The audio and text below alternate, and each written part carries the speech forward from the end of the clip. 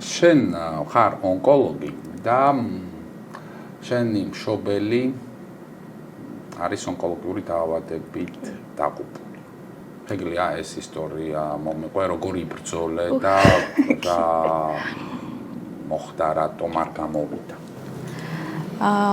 ონკოლოგიაში არის შემთხვევები, როდესაც შეგიძლია ძალიან გაიმარჯვო.